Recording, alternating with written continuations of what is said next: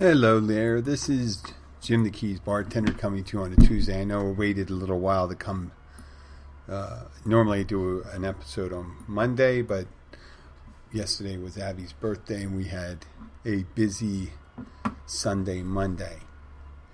Normally I talk about things in the Keys. So the Keys, we had a very busy weekend at the job. The Saturday night was crazy at the restaurant. I guess we had Miami people and we had some tourists, but mainly it's weekend crowd. And it was a busy weekend crowd. It was great, and I'm not complaining about it. Who complains about having a restaurant full of people and you're making money and you're nice and all that stuff? It was great. It was great. I was going into, what would you call that when automated in cruise control? When you're working real fast and everything's flowing, you're in that workflow. When you're getting if you're getting drink orders, I'm ordering food, I'm totaling bills. I told you previously, listeners, that we use I don't want to be negative, I said we use an antiquated system. We use 3-part tickets and we write everything down. We don't have a POS system. So I get drinks called to me, orders called to me. So when if you're familiar with the business, a lot of people don't realize this. When you give an order for food to a server or a bartender, that when you order your appetizers and your food, you mark it in your POS system. You put served as appetizer and you serve it as food, and you can list it, and it'll come subheading. When the ticket prints out to the kitchen, it'll print out denoting this is an appetizer, this is the dinner, and it gives them an opportunity. Some systems are more complicated where they put all food tickets. They'll print out appetizer tickets so they can put them in the beginning, or they have screens or whatever. Well, we do it. We have to write it all on one piece of paper. So what we do is when we've ordered the food already on the same ticket that we give to the kitchen, we circle it to show that we've already ordered it, so it's not to be duplicated. So when it gets busier, you see all these tickets, you look at the kitchen, and I feel empathy for them. I know how it is. It gets real crowded. And right around 7:30, 8 o'clock, 8:15, that's when it's our peak. And we made it through, and it was a lovely night. So this past Sunday, being Mother's Day, we had multiple things going on. We living on the Rock here, which is called affectionately living on the Rock. Whenever we have to go to Miami, we say it's getting off the Rock or doing anything that doesn't entail staying in the Keys. And a lot of times for medical appointments or going to a dinner or some cultural event, a lot of times we like to go off the Rock because we like to experience something a little different.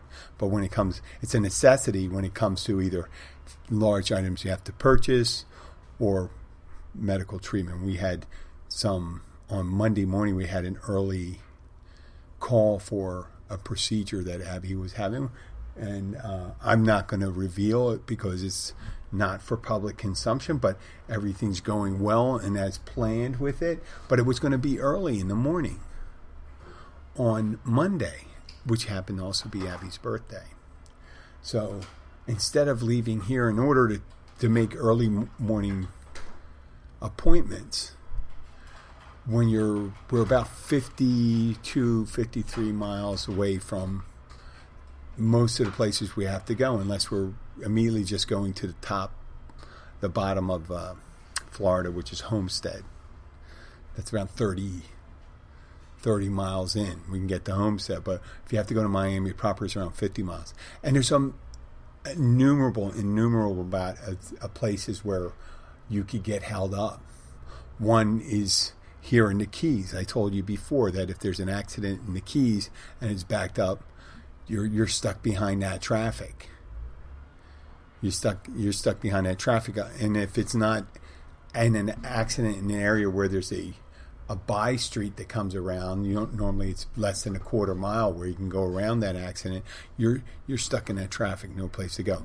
Now on this stretch, or what we call Cart Sound Road, there's two places. If you get stuck there, the same thing happens, but except there's no detour or even opportunity for a detour.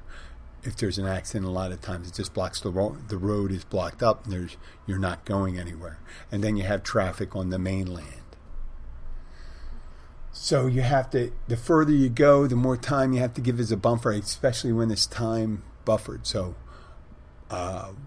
we made a decision during the week that maybe we should spend Sunday, since I had Sunday off, up in South Beach. But we weren't exactly sure. And this past weekend was the Miami Grand Prix. So there's more people in town. But, Miami's normally busy and stuff like that. But we were able to get a room in South Beach. I know I'm going to drum over it. I'm not going to go into it. And we decided instead of staying at a big hotel, we wanted to go to a boutique, one of those boutique motels. Or hotels, actually. And we're not talking crap holes. We're talking little hotels. Right? Little boutique hotel. That's exactly what it is. So we went up there, and when you're using one of those hotel purchasing apps, it's like as if you're on Match.com, and when people are on Match.com, they put the most flattering picture they have. They'll take hundreds and hundreds of pictures. They'll get themselves made up. They'll use filters and everything to really doctor the picture to make them look as pretty as possible. Right? Even Photoshop. And with hotels, they're going to have one. I stayed in a place in Dover, Delaware. And the picture they had was worlds better than what was actually what you went in to see. I mean, actually, they should have one of these things on these rental sites that give you the smell of the room. That would become, if they could recreate the smell, because that was something. But the place we were going, they actually give you the square footage, and we knew the rooms were going to be kind of tiny. It was a tiny room, but it was really a beautiful hotel. We went up there, and going to South Beach is a different experience because you're going through Miami and all that stuff. And Miami, being a big city, especially on the East Coast, has its traffic and its own ambiance, the skyscrapers and everything, the highways. As you get through Miami, you start heading to South Beach, you get over a causeway.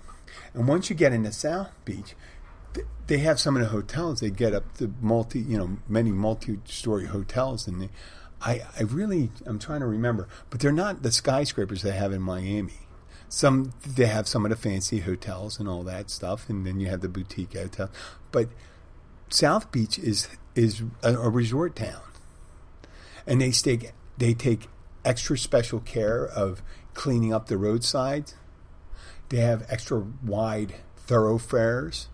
They have this rental bikes and rental scooters and coffee houses, bars, restaurants, and all those. And obviously you have the beach. So when you get there, it's South Beach is lovely. It's a lovely place.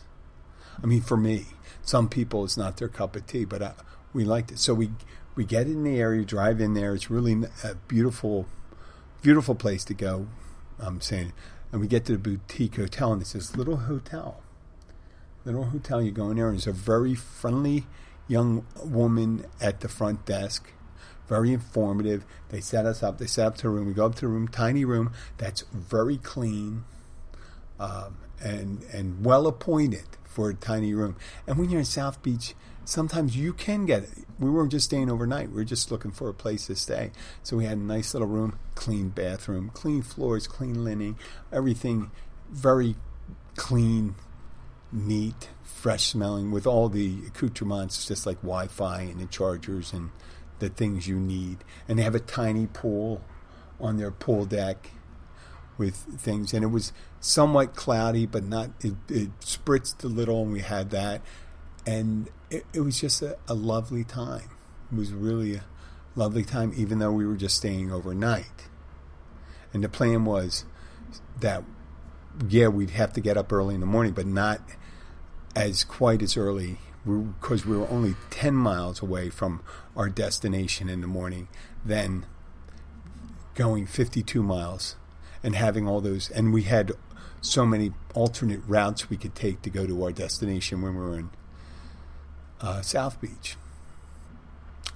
So we were there, so we could get up an hour later, stay up just as long as we wanted to. Now, while we were there, we had a friend from Poland, a flight attendant. I spoke to her on a previous episode too. She gave us Sky and I a tour of Warsaw. We're actually friends with her family, and she was flying over and she was visiting with other members of our crew. They decided to come by South Beach, and she came and visit us. Abby and I went into this tiny bar that's connected to the hotel, where I met the bartender Layla and her boyfriend Dito, who's a DJ in South Beach. Layla and Dito, very nice. And it was one of those bars you go into, these tiny bars that. I posted a picture. I don't think we're in that bar, but I have other pictures, and I'll post it on I always threaten that I'm going to post pictures on the Keys Bartender site. I think I'm going to post a bunch of pictures. I'm going to have to do it. I'm going to have to do it after this episode. But we went in there. It was a tiny bar, wood. It was, when I say tiny, I'm going to have to say it was 35 feet to maybe 40 feet across, and one side of it was deep, about 8 to 10 feet. And they had I saw some DJ equipment, 2 spin tables connected, and it was set up in the DJ fashion off to the side. And I said, where the hell are people going to dance? But they have a DJ at this little bar, but they had craft liquors. She had all the bartender Layla had the different things like basil, sage, and rosemary to make different craft cocktails. It was just a lovely setup, great glassware, kind of eclectic place. And the little bar opened up at 5 o'clock, and it was open, I think it stayed open till 3, if I'm not correct, on Sunday night, 3 o'clock in the morning.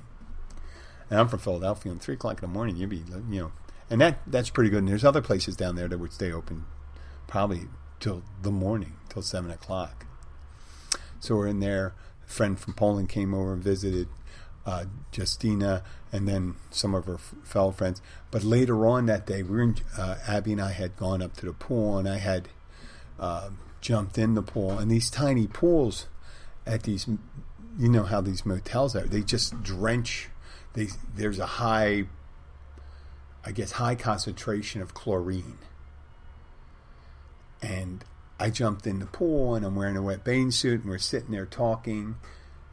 Abby's having a little Prosecco. I'm having, drinking ginger beer. And ginger beer, just so you know, ginger beer is non-alcoholic. There's no alcohol in ginger beer. It's like ginger ale without the sugar. But they use it for things like Moscow Mules, Dark and Stormies, all these drinks they use ginger beer in.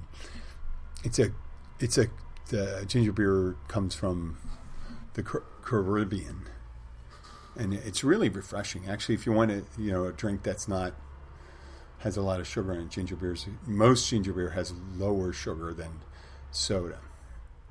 So we're hanging out, and our friend is having a drink, and then her friends come along. We have a great time. But I'm sitting on the bar stool in my wet bathing suit, and we have the bar towels, the beach towels that they provide us at a hotel. And I get not to be crude, but my ass was itching.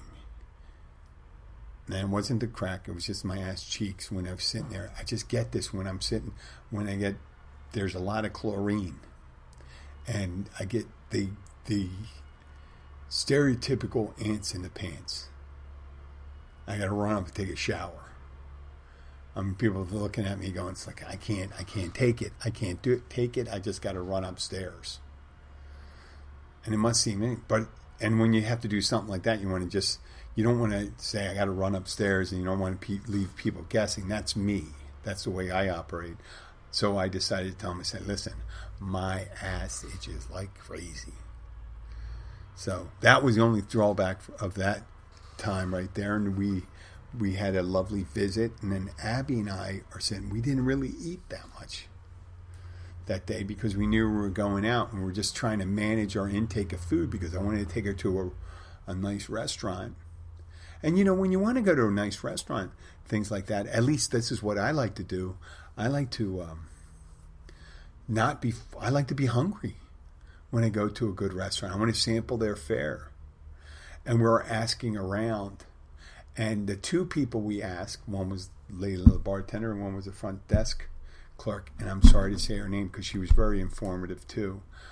They told us the same restaurant. And then I had looked it up earlier, and the impression I got from looking it up, that was a tiny place because there wasn't a lot of different mentionings of their menu and different items, but it was a fine restaurant. It was an Argentinian steakhouse on the main drag, Fifth Avenue or 5th Street in South Beach, and it was less than a block. It was exactly a block away. A 2-minute walk. 2-minute walk, and we get there. Abby's dressed beautifully. As you can see in the picture that I posted for the cover of the show, and we get there and we see the host. Now I'm always thinking, the host, is this the guy where you slip the maitre d' some money or something like that? And I guess the guy was pausing for that, and I didn't do that. I guess I was supposed to slip him a 20 because he paused, and I didn't get it because I've always had reservations before. And we came up, we said, well, listen, we don't have any reservations. Can you fit us in? And he made that face, and I think I knew at that time. And he gave us a good table, actually. We thought it was a good table. Maybe we could have gotten a better table. Maybe we saved a better table for other people. Because we got there was a couple tables available, and they were still available. Some of them were still available when we got back and when we got finished. But I didn't catch the vibe till I sat down. I said, "Oh, maybe I should have taken care of the guy," because he made a face. And what was it called? It was, the name of the restaurant was Orilla, Orilla, Orilla. When you get the 2 L's in Spanish, you kind of get yeah. So it's a Argentinian bar and steak. It's Orilla Bar and Grill. I went there, nicely appointed, right on the tables outside. They had a patio, and the temperature was perfect that night. It was in the low 70s, cool but not too cool, and just a beautiful restaurant, great service, nice people, and we had a nice appetizer of tuna, rare tuna, and that was delicious. It tasted very fresh. And then we ordered something, and I don't know if I'm going to pronounce it. On their menu, it was called the Podrilla, Podrilla, maybe. And it was kind of featured in the center. It was a little pricey for 2 people. But it was nice. Everything's pricey in South Beach. Maybe it's not pricey for down there. It was $120 for that. But what it was a complete meal for at least 2 people. It looks like 2 people. But what they bring out and what's in it was a 7-ounce filet mignon, a 7-ounce flank steak, 2 lamb chops, a half roast chicken, and chorizo with 2 sides. And, we were careful. I asked her when we were ordering appetizers, hey, listen, we don't want to eat too many appetizers because if we're going to get this one thing, we don't want to. And we barely finished it. And it comes out, it's beautiful, on this wooden board that's about, I'm going to say, 18 inches. And in the center of the board, there's a grill area, and there's some kind of heating element in there. They put all the meats on it so it stays hot. Because there was even though each piece wasn't huge, there was after getting everything, it was a lot. And I struggled to finish. And we sat there and we ate. I had an espresso, and it was just lovely. It was a nice find when you find a restaurant. You're thinking of, because you can always make the wrong choice. And we made the wrong choices before. And then while we were doing that, we knew that our friend from Poland wanted to meet us, and we ended up, when we were finished, after we had a little dessert at the Oria, we ended up going back to our hotel, finding our friend, and going across the street. Now, in the companion hotel that's owned by the same company, they have a nice little artesian pizza place underneath, Italian artesian pizza place on the first floor with a tiny little bar, a bar with 4 seats, tinier than, but it was nice. It was kind of really, everything's art deco down in South Beach. Matter of fact, there's a show that features it's called Deco Drive, and it's all art deco down there, and I think they're really good at keeping that type of style around. And so we sat in. They had a nice table. We had a friendly server, and we sat down, Abby and I, and we had just finished eating, stuffing ourselves, but it was like at 45 minutes after a meal. And then I said, I think I can eat a salad. And I ordered arugula salad, and it was delicious. I ate everything, and I had some espresso. I asked for a 0.0 beer, and the girl never heard of it. The server never heard of it. And I said, could you ask the bartender? She asked the bartender. And she goes, oh, I never heard this existed. I said, well, and then I went over. I said, listen, with NA beer, they have a little bit of alcohol in it, but this 0.0 has none. And she, oh, I'm glad. So I asked her for that, and then I asked for something else. They didn't have it, and she was kind of embarrassed. And I said, listen, I work in the business. I know how it is. Don't be embarrassed. It happens. It happens sometimes, and people get upset. That's their problem. You can't know everything.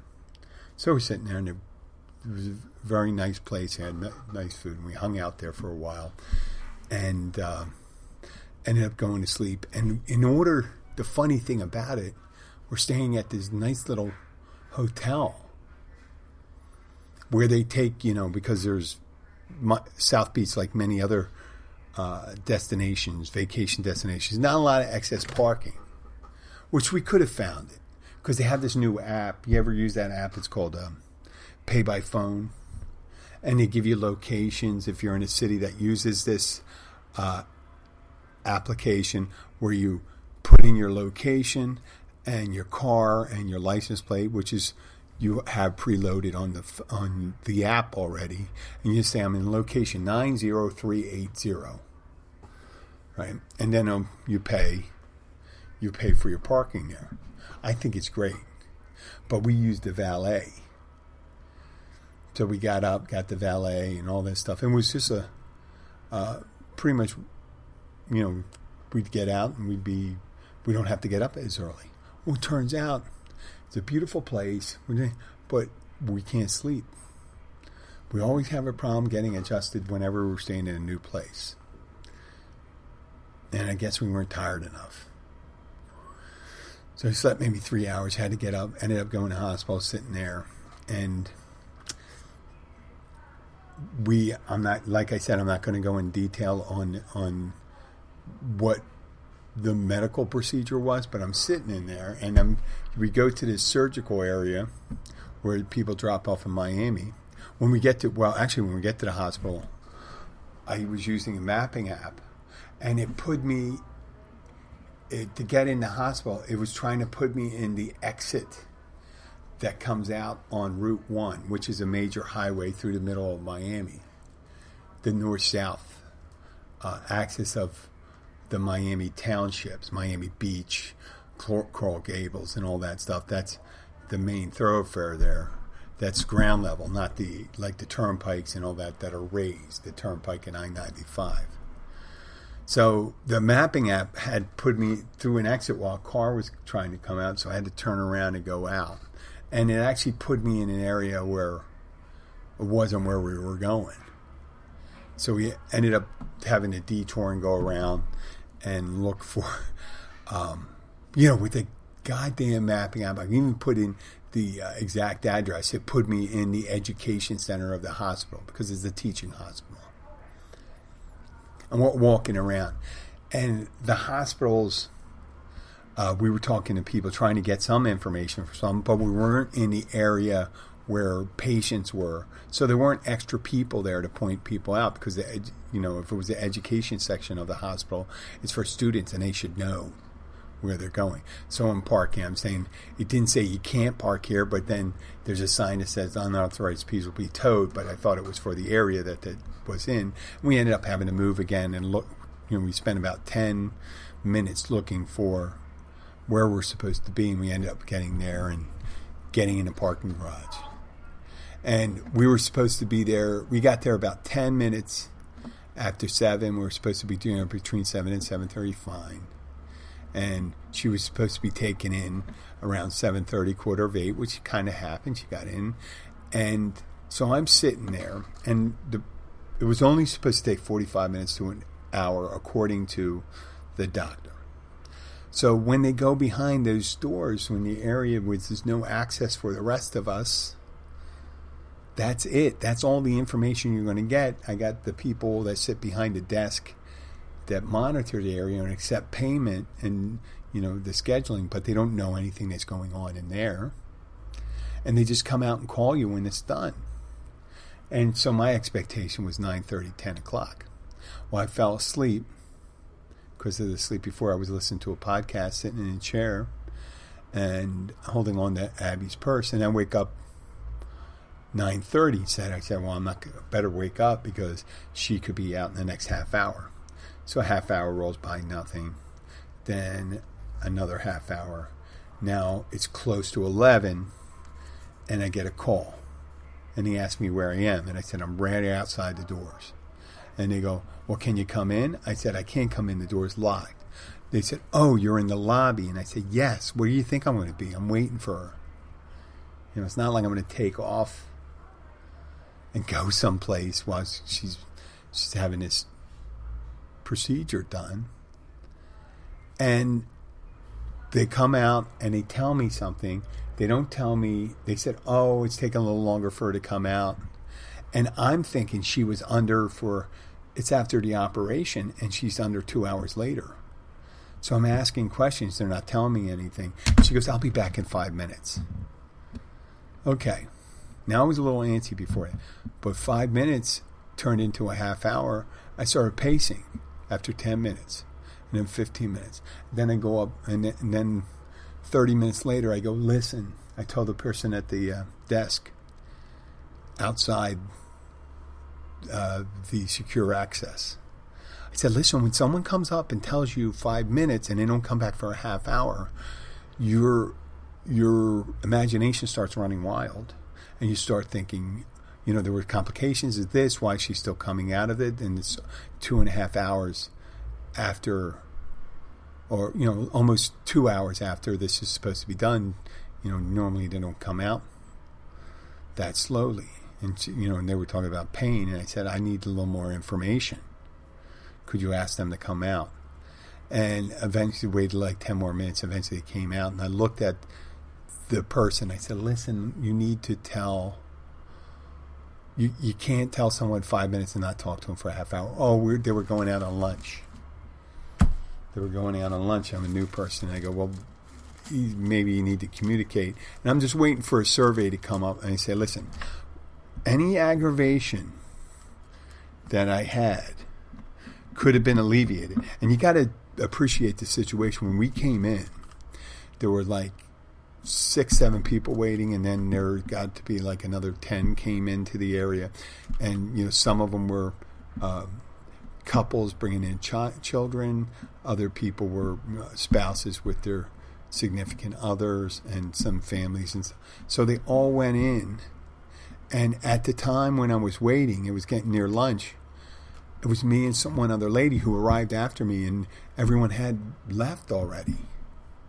Everyone that had from the earlier, because this wasn't as serious, the operations right there, as intricate as the ones in other parts of the hospital. So I'm sitting there looking around. I'm like, there's no one here left. I'm not getting any information and stuff like that. And all they needed to do was say to me, and this is what it turned out, they started the procedure at an hour and a half late. And she ended up being under for a little longer and experienced a little pain. So that would explain everything. And it would say, hey, listen, this is what happened. We started at 9:30, not 8 o'clock. And she stayed under a little longer. It's all of 3 seconds. I said, just give a little information. It says, people want to know those things, and they don't understand. I mean, I guess they didn't understand. If I understood that someone's really nervous outside, I would just say, hey, listen, everything went well, which it did, and just take a little longer. Because I told her, I said, I'm not in a hurry. I just need a little information because my mind's running wild. And when your mind's running wild, there's little things that put you at ease. You can think in your head, well, it's probably nothing. It's probably nothing. Your mind, you start preparing yourself for the worst. The worst. And I'm thinking when that door opened, I could just pop right in here. I'm looking at the people in there. There's nobody who's going to be able to stop me from getting to her and just say, I just want to see Abby. I had my mask on. I just want to see Abby. So, yeah. And it turned out it was fine. So when there's a little mystery, and which way in life, like if someone's waiting for anything, but I know people flipping out. I mean, this was a hospital thing. I had people flipping out because their chicken parm didn't come out on time on Valentine's Day. And there's, 200 people in the restaurant. So, and I didn't flip out. I didn't get up and leave. I didn't shout. I did a strained tone. This is I'm going like this. You don't tell people 5 minutes and then wait 30 minutes in this particular situation. I've waited for my car before and I had to wait 3 additional hours. I didn't flip out because it's my car and, they want to fix it. And it's just because they were busy. It doesn't work. It doesn't work in a hospital. It doesn't. Your mind starts running. Same thing with a flight. Imagine if you're waiting that thing and the flight didn't arrive and you just say it's sitting over there. The flight's sitting on the tarmac and it's just waiting to come up to the gate. Well, people say, hey, the flight's arrived. We're just waiting for the gate to open up so they can come in. And some people say, oh, I'm nervous. I'm going to make a connection. Well, you can get upset about that, but at least you have the information. I know sometimes you're probably thinking, Jim, you should practice what you preach. And I didn't lose it. I almost lost it. Righteous anger. God damn it. You got to give me that information. No, I don't. No, I don't. I control that information. I'm not going to tell you as little as possible. Well, that's all for that. But it turns out she's doing all right. She's recovering. She's going to have a couple days off before she goes back to work next week. And I'd like to thank everyone that in South Beach and stuff like that, and all friends and stuff like we've been wishing Abby well. She had a very unusual birthday yesterday, considering she had a procedure done on her birthday. But we were very fortunate the night before to have a lovely evening. And I would highly recommend. What was the name? The name of the... Oh, and it was ironic. The name of the hotel we stayed at was called the Meridian. It's on the 5th and Meridian. And the name of the street I grew up when I lived in, when I was a young lad in Philadelphia, was called Meridian Street, spelled exactly the same way. It was a tiny little row home. And actually, the room I lived in when I lived on Meridian Street in the back, did we have bunk beds? I think we had bunk beds, my brother and I, was about the same size as a hotel room, which was tiny. Tiny, which I don't have a problem with tiny rooms. When I was in high school, I was a latecomer to my father's house, meaning my father had bought a house for he and his mother and my sister, who was in Philadelphia. And I was living with my mother until I decided I wanted to go to high school in Philadelphia. My mom was getting married to her third husband, a military guy, and I didn't want to live on any more military bases. My dad was retiring, and I just wanted to go to one high school. So they didn't have an extra bedroom for me. So my bedroom was under the stairs, much like Harry Potter, or for you older people, a movie from the 70s called Bad Ronald, where this crazy kid is abandoned in this house where these people move in after his mothers die, and he's living in this under the steps. Well, the steps in the house I lived in Philadelphia, and I talked about, I was going to take, was the steps down to the family room on the it was a basement, but it wasn't a basement because the back of the basement, had sliding glass doors that went to a backyard. So the side of the basement there was earth, and the front of the basement was the garage. And I was in the hallway between, when you leave the family room, to go down the hallway under the steps to where the washer and dryer was, and the heater and all that stuff. And the garage was to the right. The nice thing in the winter time, I was right where the heater was. So I didn't freeze my ass off. And I had my own room, actually. I had my own, like, bachelor pad, if you think about it. I slept under the steps, but my door was at the foot of my bed. I had my dresser on the lower part of the steps. I had it parked underneath, and I had like a little single bed under there that had paneling. I paneled it, and I put a little sound system in.